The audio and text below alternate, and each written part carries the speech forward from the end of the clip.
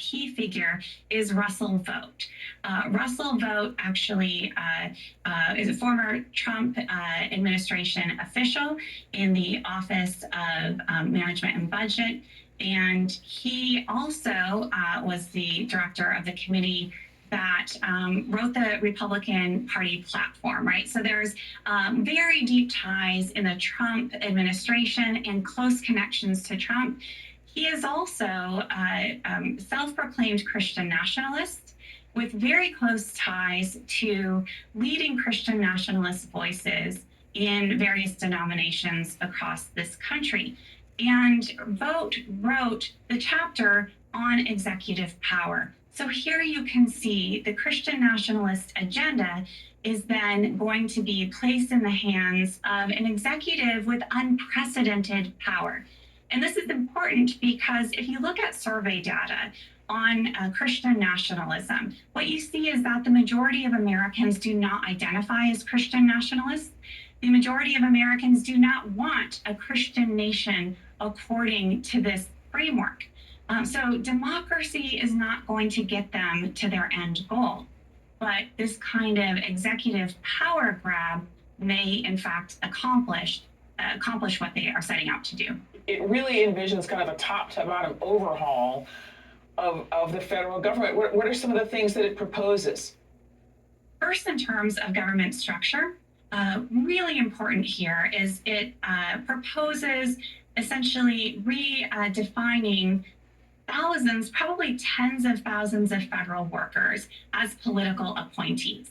And so the goal here is to install, some people suggest 20,000, some as many as 50,000 federal workers, civil servants. You essentially fire those who are currently staffing federal agencies and replacing them with Trump loyalists. And in fact, part of Project 2025 is what people have referred to as a kind of conservative LinkedIn. And so there's a recruitment database and online training to train ideologically and in terms of practical skills to staff a new federal government with loyalists to Trump across all agencies. And this includes the Department of Justice.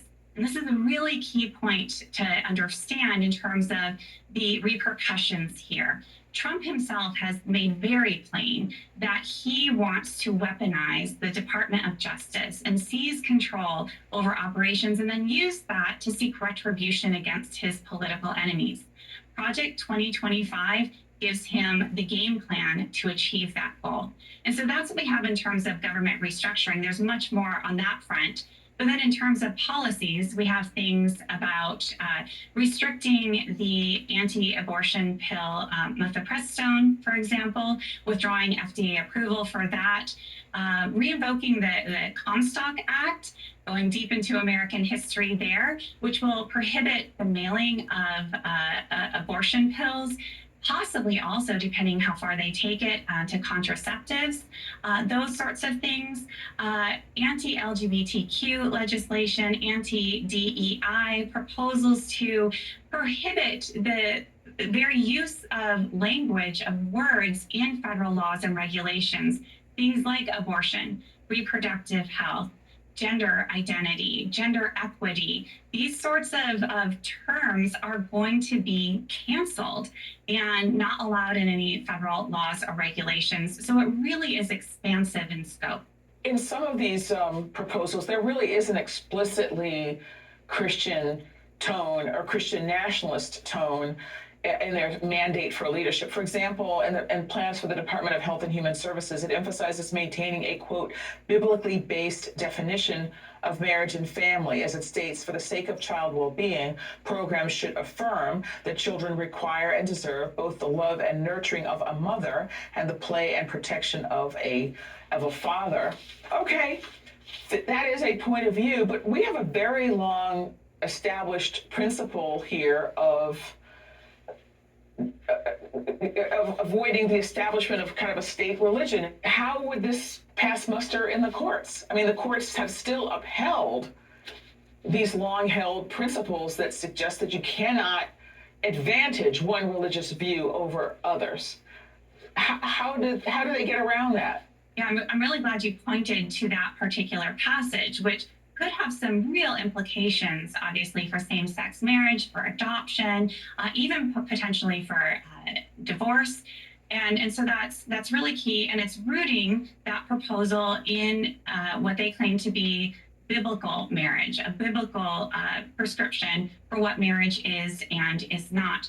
And there's another passage that is really important to understand the framework here. The idea that the Constitution guarantees the freedom or liberty to do what one ought to do, not what one wants to do. And that really is foundation of Christian nationalism. Yes, you are free to obey God's laws. And we are going to structure this country around God's laws. And then they redefine, rather than the right to, and to the pursuit of happiness, they say it's actually